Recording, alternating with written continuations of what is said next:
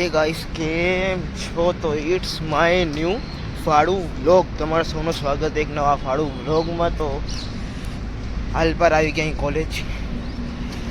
તો શું કહેવાય, હવે એવું કાંક આગળ થશે તો વાતચીત કરાવશું. બાકી કાંઈ નહીં, આપણું રોજનું હિસાબે લેક્ચર લઈને કાં તો આજે તો મેં દુકાન નથી જનારો, આજે ઘરે હું કામ આટું અને એક માઇક મંગાવીએ, એની જરાક અનબોક્સિંગ કરશું આજે. હમણાં હાલ પર જરાક કોલેજ પતાવી ત્યારબાદ વાત કરી. અને હાલ પર આજે નવા બૂટ પહેરી લીધા, જેમ કે ગયા વ્લોગના હિસાબે. બસ આયરી કોલેજ.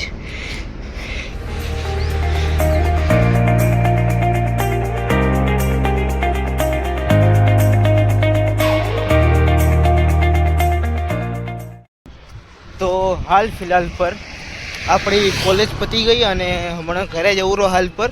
અને ઘરે પહોંચીને જોશું જરાક જમીન ખાઈ પીને શું વિચાર થયો આગળ. તો એવું થશે તો અનબોક્સિંગ કરી દઈશું બપોરે, યા તો હોઈ જશું, બેમાંથી એક થશે.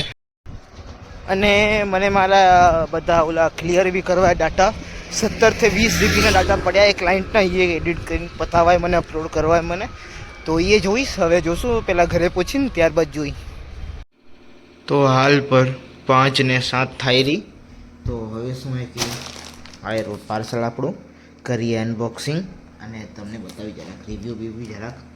કેમ કે જોઈએ હવે જરાક આ વખતે મેં જરાક અલગ માઇક મંગાવ્યું હોય, પહેલાં મંગાવ્યું તો એ અલગ હતું. તો હાલો જરાક ખોલી દઈને જોઈ. હાલ પર આયરું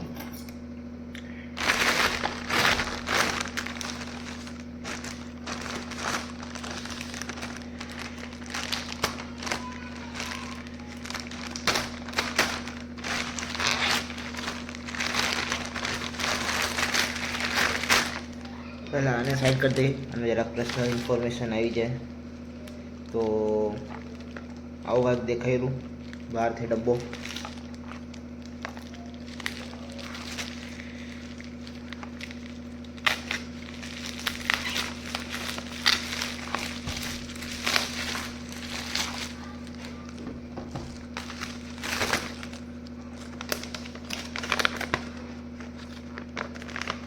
અને એક આપણે રેટિંગ કરવા માટે એ જ વસ્તુ.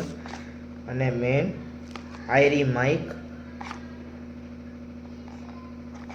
પૂરેપૂરી. હવે આને ખોલી અને તમને ત્યારબાદ મળી, મતલબ ચાલુ છે આપણો. અને આને ખોલી હવે આને ખોલવું પડશે.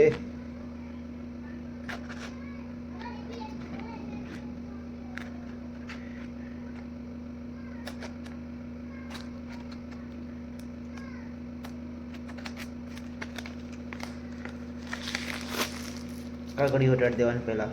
આ વખતે કાંક આવી નનકડી મંગાવીએ મેં. તો હાલ ફિલહાલ પર ખુલી ગયું હોય. અંદરથી કાંક આવું આવેલું, આવું બોક્સ જ નીકળી જાય આખે આખું અલગ. તો હવે આ કાઢી એકદમ આવી રીતે સ્મૂથ રીતે આવી. તો આના અંદર અમને જડ્યું હોય એક આઈફોન ટાઈપ જે આવે ને પિન આવી. તો આને રાખીએ હમણાં હાલ પર અહીંયા. પહેલાં આને ખોલીએ. જે આપણા એરબડ્સ આવે ને એના જેમ, પર આ જરાક મોટું હોય. તો તમને અહીંયા પહેલાં આમ ખોલ્યું હોય, તમને આગળથી બતાવું. તો આ એરું કાંક આપણું. તો આવી જાય આપણું એડપ્ટર C2 પિન, C ટાઈપની. પછી કોઈ બી તમે આવી સાદી રીતે બી કનેક્ટ કરી શકો. તો આ થઈ ગયું આ આપણું.